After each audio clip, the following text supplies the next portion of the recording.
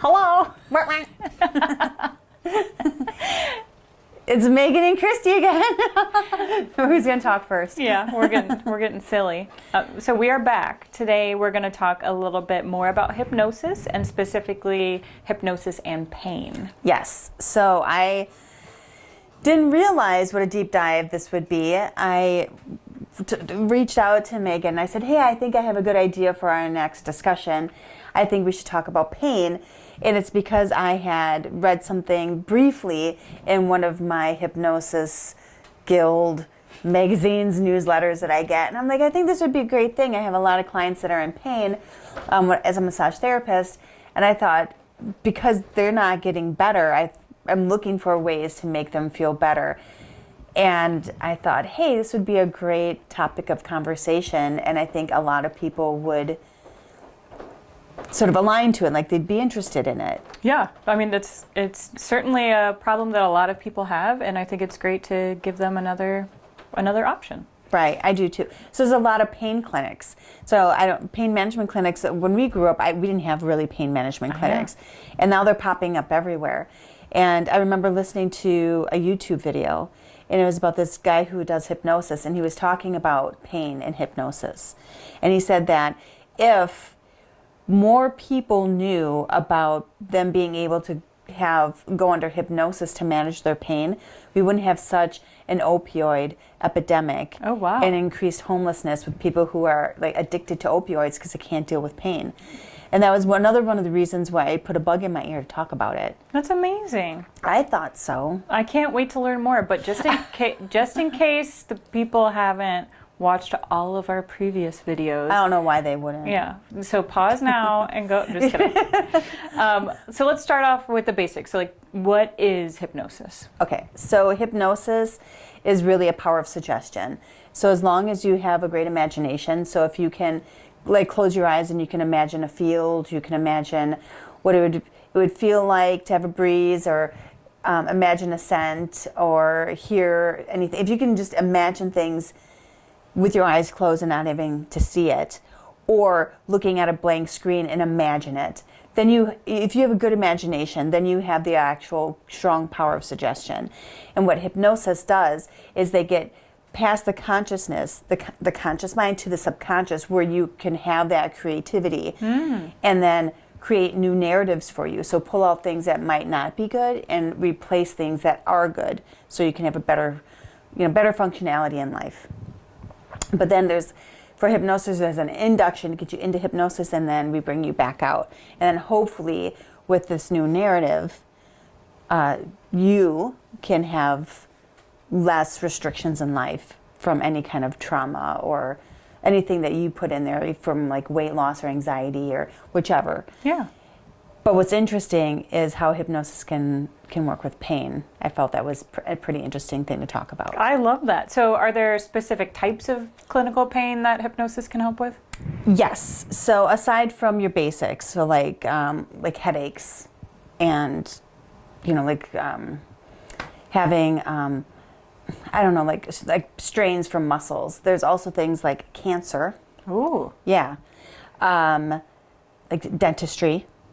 So people who go into the dentist and have like the Novocaine shots, for dental surgery, that's a sensitive subject, I'm sure. Surgery in and of itself. Okay. And I actually have a list here. In obstetrics, I can't. Is it like the OB and OBGYN? It could be. Is this for babies? 3 principal methods by which the expectant mother may prepare for her confinement. Yes, so labor and delivery. That's so interesting that it can help with all those kinds of pain. Has there been any testing of this, for pain or for surgery? Yes. So back in the late 1800s. Yeah. What? Yes. So there's history of this, actually, people using hypnosis for people to deal with pain. So way back when, they didn't have anesthesia. Yeah. So they would use alcohol. People would just get schnockered and then go under surgery for whichever. Okay. That's how they dealt with pain. And so then they started introducing hypnosis. So Mesmer was very active, and he was the one who kind of came up with hypnosis, or at least sort of considered the founding father of hypnosis. Okay. And he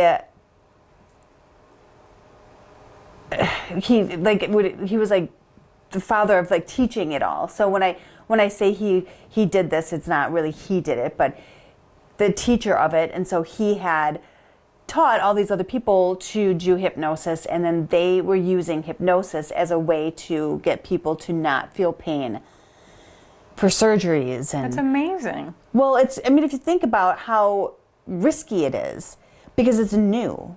Well, alcohol is not new. So they're like, no. They were laughing people out. Oh. They were saying, you're wrong. There's, this person who, they were talking about a guy who had a limb amputated under hypnosis, and they laughed him out. They said, you're wrong. This guy was a fraud. The person was an imposter that had an amputation. And so the family actually came in and said, no, we actually spoke to him. He did go under hypnosis, and he felt no pain during his amputation. So hypnosis has been used. But I think a lot of people, like anyone who's groundbreaking, usually gets laughed out of any kind of medical system. True. Because everyone that's been tested and is like scientific, if it can't be tested over and over again, they will laugh you out for whatever reason, because you're disrupting the apple cart. And so with hypnosis now, it's been a little bit more prevalent. They're noticing that more and more people can go under hypnosis and not need anesthesia. That's so But it's just cool. so risky, because how do insurances handle that? Right. Yeah. How do you? Wow. Yeah. Now, you said in previous videos when we talked about hypnosis, you said that it typically uses scripts. Is Yeah. that the same for pain? Yes. So there are quite a few scripts for pain, and it always depends on like what kind of pain it is and how deep you have to go. There's different stages of hypnosis. So it depends on what you're really needing that pain for. So if it's something like, I have this really bad headache, I can't get rid of it, that would be like maybe level 2, maybe like 1 or 2 under hypnosis. It's really like relaxing and getting you into a position where you're sort of like kind of in a way detached from it. Okay. But with other things like carpal tunnel surgery, or actual surgery, or like dental surgery, or like labor and delivery, or whichever, then you'd want to be further in and like a further stage, so that you can be kind of detached from what's happening to your body. And what they'll still do is use like a tourniquet, right, in the surgery, but these scripts are there for if you have someone putting you under hypnosis, or you can have yourself recorded and listening to it. And so different scripts for different needs of like pain hypnosis. That makes sense. Now, have you ever met someone who's done this, who's used, put themselves under? Yes. Was it the guy with the limb? Just kidding. I met him, yes. His name was Leonard. I'm just kidding. I don't. So when I was going through my hypnosis certification, the person that I was going through it with said that she went through carpal tunnel surgery, and they had a tourniquet, and she convinced them to let her put herself under hypnosis. Whoa. And so she was under hypnosis while they did the surgery. So I think they did like an analgesic, and then they went and they did it, and she was fully under hypnosis. I mean, amazing. It's her account. She told me and my teacher, my instructor, and I just remember staring at her like, what are you saying? What are you saying? And I was kind of interested. At the time, I was real freaked out. I'm like, I would never do that. Right? Because I'm like, I'm not afraid of pain. You put me under. But I also, when I've gone under, which has been like for dental surgery, I didn't have a good reaction. I got very, very sick. In fact, I was sick in the chair. I threw up while having my teeth extracted. Blech. Yeah. So I don't do well under anesthesia. I'm going to throw up, and then Dan will have to edit it out. Thanks. Thank you. So I did meet someone who had a first-person account of it, and how she had to convince her doctor to let her do it. Wow. So I thought that was incredible. But I do have a lot of clients that really have chronic pain, and and they've been diagnosed with it, and there's nothing they're going to be able to do. They've had like nerve blocking. They've had some ablations. And I mean, sometimes it works and sometimes it just doesn't. Yeah. Because our nerves do regenerate. And so it's kind of a risky thing. And they let them know it's kind of risky to do it. But with hypnosis, if you can put yourself under hypnosis and deal with some of that pain, and or have it recorded so you can listen to it pretty continuously, like maybe at night when you go to sleep or whichever, then maybe you won't have those migraines as severe. Or maybe you won't have that chronic pain inflict you all the time, and you'll start to go through like different receptors, because they have these short fibers and these long fibers for communication of pain. And in this book, it is Hypnosis in the Relief of Pain. Ernest R. Hilgard and Josephine R. Hilgard, and they talk about the history of hypnosis, and they talk about the history of pain in hypnosis and the different types of pain that they can, treat with hypnosis. Anyway, they're talking about the short fibers and the long fibers. And the short fibers will communicate suffering. They'll go to like the suffering part, where someone who has chronic pain, you'll be like in this like constant pain where eventually it starts to affect your psychology. Yeah. Well, the testing that they've done bypasses that by using these long fibers, like doing these transmitters through the long fibers, and it kind of like bypasses the suffering. Oh, interesting. So you don't feel that pain. It was interesting as I'm reading this. I was like, well, this is more than I knew, and so more I'll have to read up to be able to practice. I'd like to be able to answer a lot more questions, but yeah. The deep dive was serious business. But I'm committed, clearly.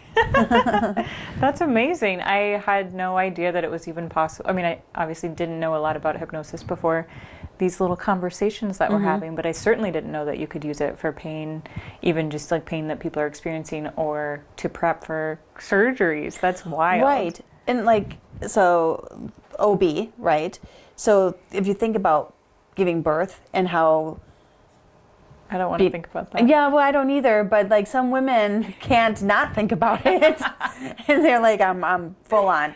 So they will put themselves under hypnosis so they don't feel the intense pain of labor. Oh wow! And what we usually hear is like they put themselves into like a meditative state, which is again sort of like hypnosis. Yeah. And they just focus on not feeling the pain of what I'm certain would be a lot of pain. Yeah, doesn't sound like the best time ever. No, but if you think about like all people typically have some type of dentistry done. And so being able to put yourself under some type of hypnosis to even get past the anxiety of having the pain would be helpful too. Absolutely. And this has been really eye-opening. Is there anything else you'd like to share? I would say I'm going to do more of a deep dive on this for all of you and for me so I can practice. But I think it's just knowing that you have options, right? Yeah. So I know that we were talking about doTERRA and having options so people don't have to go right to their Aleve or ibuprofen or Tylenol or even an opioid, right, to combat some of their pain. So you can go to these different essential oils and even take it in a pill form, right? So hypnosis is another option. So you can learn how to do self-hypnosis, or even just have someone record themselves for you to listen on like a nightly basis or a morning basis, so that you can have this option instead of taking a drug as well. Yeah. There's other things out there that you can do. You don't have to just run and take drugs or go to like a pain management clinic or, go to severe means, like knocking your head with a mallet or anything. Yeah, certainly don't do that. I wouldn't ever recommend that, ever, ever, ever. Unless you're a Wile E. Coyote. And then I just get excited about watching a cartoon. Oh, goof. All right, well, we will stay tuned for you to continue your deep dive and provide some bonus hypnosis and pain bonus segments. But yeah, you can always follow me on YouTube at Blondie's Stuff 30, 39. You just look at bloody stuff. There's numbers after it. And then, but then there's like Deborah Ryan 1 on Instagram, and under Christy, K-R-I-S-T-Y, Schumann, S-C-H-U-M-A-N-N on Facebook. And I tend to, I post a lot of fun things, but I also will be posting more things about hypnosis and other various things that I do, which is like Reiki and massage and travel. Trouble too. He goes by the name of Romeo, but okay. Any questions for me? I have a lot to think about, so I don't have anything else. I cannot wait to learn more about it when you continue your deep dive. Thank you. Yes, I'm pretty excited myself, and I'll be back to talk about it more. All right, thanks for watching. See you next time. Bye.